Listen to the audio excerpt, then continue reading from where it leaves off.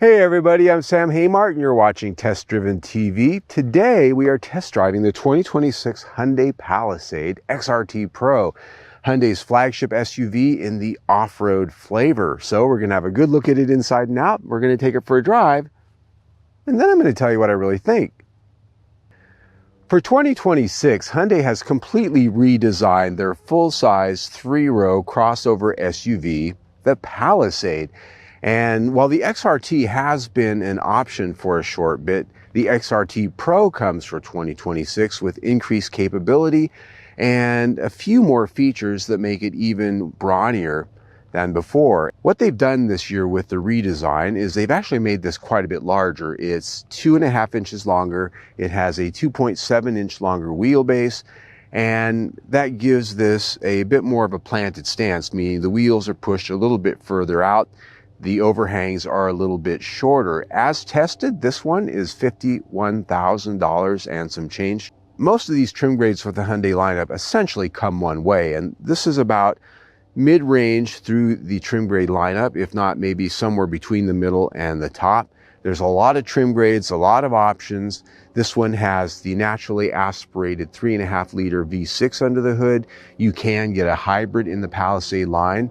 When you step up to the XRT trim grade, you get a lot of differences when it comes to styling and capability. The first thing is right up front, this has a unique grille. This has a larger lower front fascia and grille combination, a little bit more rugged. You see red tow hooks down there. With this redesign, there's a lot of graphic going on. That goes with the grille, which has a gloss black finish. But look at the headlights. This has a striking signature light set with the LED lights. It looks very electronic. It looks very Tron. It just looks very graphic. And I'm having trouble finding the words, but you can look at that and come up with your own.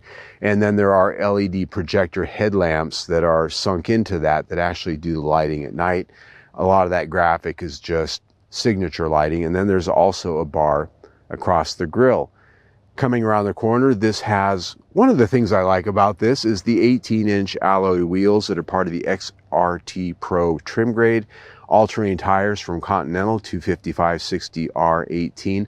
I'm just glad to have something that doesn't have 22-inch wheels on it for once. I mean, I like big wheels. They look great, but smaller wheels on an SUV that's meant for off-roading is actually a good thing. Gives you more rubber, gives you a little bit more of a compliant ride when you're out in the rocks and the dirt and the ruts. It doesn't beat you to death. And you don't have to worry about tearing the wheels and tires up just as much. Coming down the side, this has a nice rugged looking lower rocker trim, XRT logos in the side. And the trim on the XRT, as we look around, the emblems and all the trim around the doors and windows is black.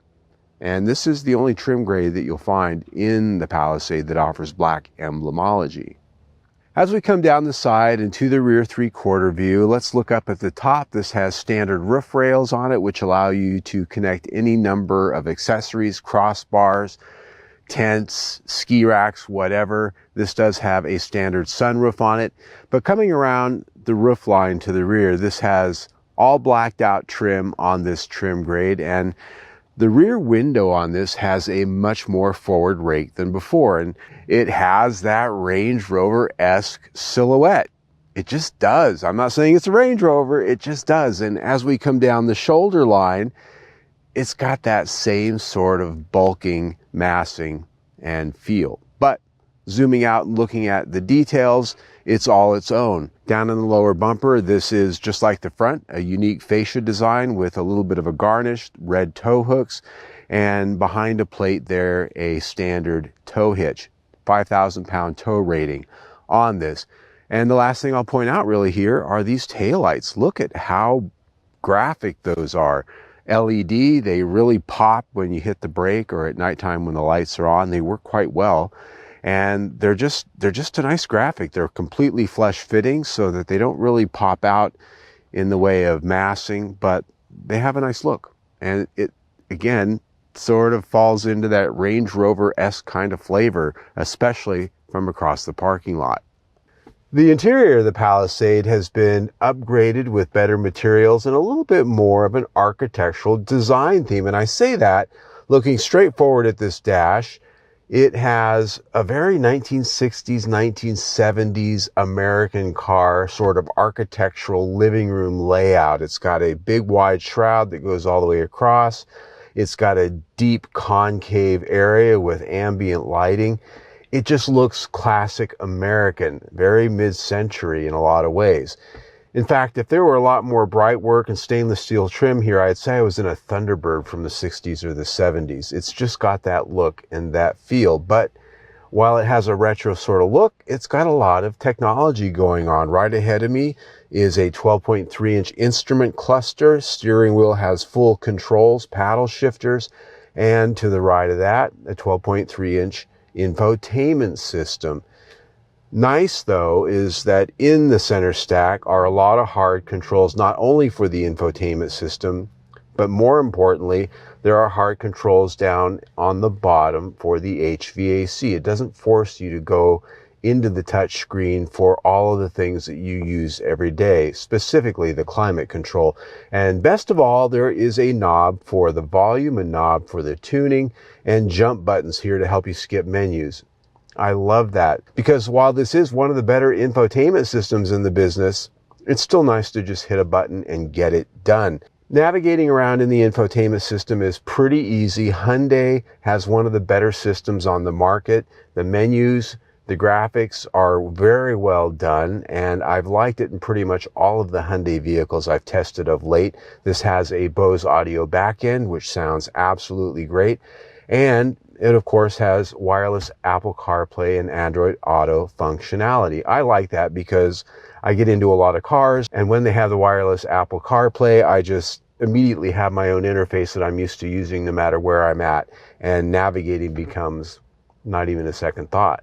The backup camera on this is a full 360-degree view with multiple camera angles. And it has a nice feature where you can press the button and it gives you sort of a three-dimensional bird's eye view, so you can really get an idea of where your car sits in relation to the things around it. That is pretty cool, but it's very seamless. It works very well. You put it in drive and it gives you a few seconds of footage so you can see, especially if you're maneuvering in a tight area, maybe there's tricycles, kids' toys, other things around that you need to watch for. One interesting feature here is this shift selector, which has a knob. It's been something Hyundai's been using, but it also has the engine start stop button right there on it, all one pod. Storage is generous in here. This has a cantilevered console, very much like what we've seen in some of Hyundai's electric vehicles. A big area down here at the bottom for a backpack or a purse, maybe a laptop. Big cup holders off to the side, lots of high-powered USB ports. Here, a wireless charger for your phone, but this one's got a cooling fan built in, which is nice, because one of the reasons I don't usually use the wireless chargers is because they bake my phone to death. Well, it's nice to know that this has got a cooling feature. Storage inside the console, pretty generous. It is somewhere in the size range of a square to rectangular tissue box. A lot of room in there for a lot of things. Probably a 4-pack of Red Bull and maybe a couple of extra doodads would fit. Above me is a sunroof, just a standard sunroof on this one. This one does not have the full panoramic roof like you might find all the way up in the high trim grade.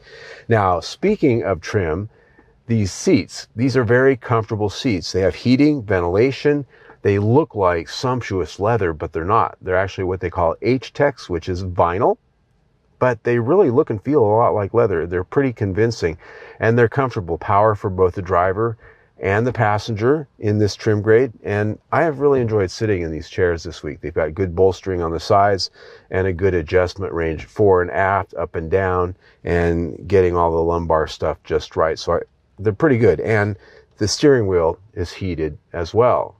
The second and third row of the Palisade actually benefits from some of the extra wheelbase length that this was given, the extra length that this was given. That space really shows up back here. And as you can see, I've got a lot of space back here. These front seats are adjusted to my height, about 5'8", 5'9", depending on my footwear. And I've got a good 6 to 7 inches ahead of my knees before they're going to be hitting this chair. So I could have almost an 8-foot tall person sitting up front with the seat all the way back, although that's not for real. I wouldn't be cramped for space back here. These are captain's chairs. This has a 7-passenger capacity as equipped. That's 3 in the back. although that would be tight for 3, I think. 2 here and then 2 there. Amenities back here are quite nice. This has controls for the HVAC up on the roof in the center, and full air back here. Vents for the 3rd row, vents for the 2nd row up in the roof. Down on the back of the lower console, there is an AC port, so you can plug in a small appliance. And there's also a nice drawer back here for storage, because we don't have the traditional armrest in the center. A lot of storage back there for doodads for either the kids or anyone that might be traveling in the 2nd and 3rd row. This does have some nice blinds back here, and they're pretty high quality too. They're not flimsy and creepy like some of them are. Now, what's really cool is getting into the 3rd row. It's a push button away, and these seats just automatically move up. No strength, no effort required. And look at that 3rd row. There's a lot of leg room back there, even with the way the 2nd row seating is adjusted currently. There's a lot of space back there, real space for adults. Now, as I mentioned, maybe 3 might be a little tight, but 2 adults back there are definitely comfortable. 3 kids probably just fine. And there's a lot of cup holders. There are USB ports. There are vents. So everybody gets some storage in the back. With all of the seats up, you can see that there's still a pretty generous trunk space back there. That 3rd row folds down by a pull of the strap, and then the 2nd row chairs, the backs fold down flat. So you can get a fully flat load floor, and you can have some seats up, some seats down, depending on how you want everything adjusted. Pretty easy. There's also storage under the floor in the rear cargo area for towels, for shoes, for your jack. Under the vehicle, this was a nice find as well, is a full-size spare tire. Not one of those little mini spares. This is a full-size tire. So if you're out off-roading, camping, doing that kind of thing, and you're going to be a while before you can get to help and get a new tire, this will get you there. I love that, especially in an SUV that's meant for adventuring. All right, I think we're ready to take a drive. I'm going to put it in drive with a little twist selector here. This is an interesting little device, this gear selector. Got the start button right on it. We talked about that when we did our little interior sit-in. It takes a while to get used to, but it's kind of cool having everything in one spot. So we're starting out in the dirt. We are out in the desert. This is one of my favorite back roads.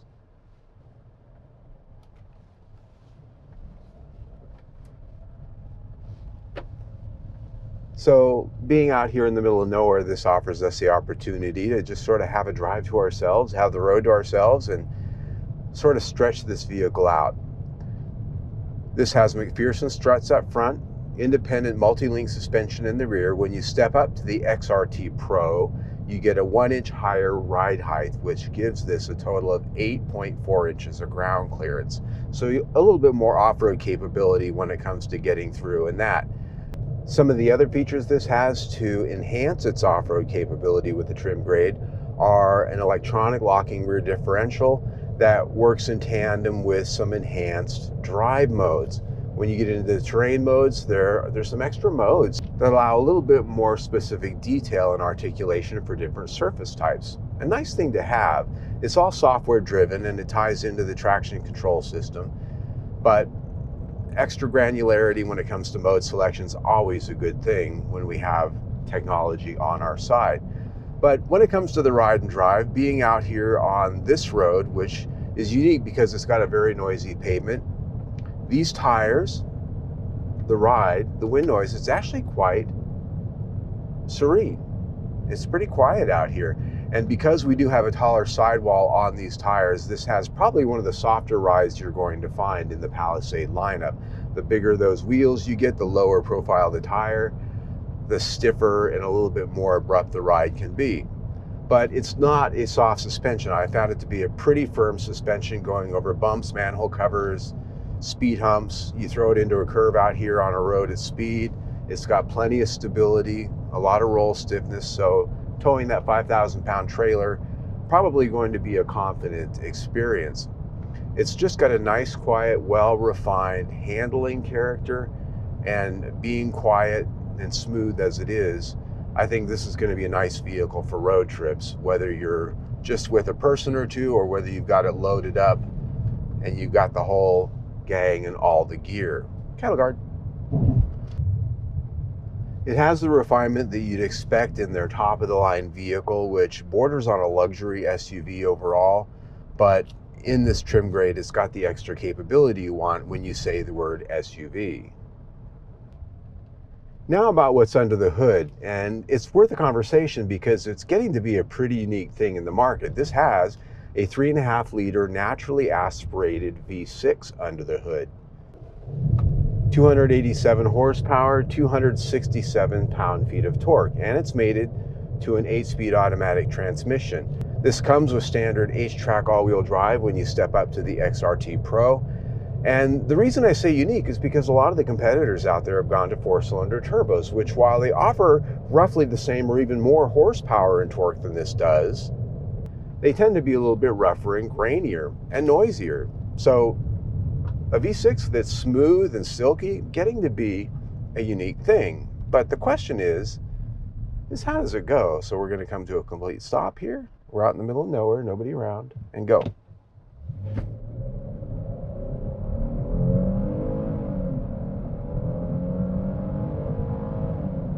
And 60. So because we don't have the 4-cylinder turbo with all of its power and torque, and this is a pretty heavy vehicle, it's leisurely. I wouldn't call this thing a powerhouse by any stretch. In fact, when I stepped on the gas back there and there was a bit of a delay, that was because the auto start-stop had just kicked in the moment we had stopped, and it not only took a moment for the engine to start up, but it took a moment for the computer to dial everything up and get us going. But when you mash the pedal at speed, it does have reasonably good pickup and response, but the engine is working pretty hard. So having the V6 and all of its smoothness and traditional powertrain layout does come at the cost of not quite as much power as the most modern stuff out there. And there's also a little bit of a cost when it comes to fuel economy. This is rated as 16 city, 22 highway, and 19 mpg combined, which is pretty much what you'd expect from a big 3-row SUV, although some of the other competitors do offer better numbers.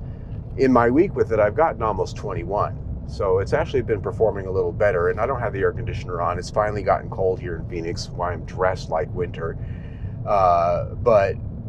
So I like the fact, cattle guard, that we do have the V6, because in a lot of today's modern vehicles with their turbo engines, I miss the smoothness and just the traditional feel of it, the nice purr under the hood.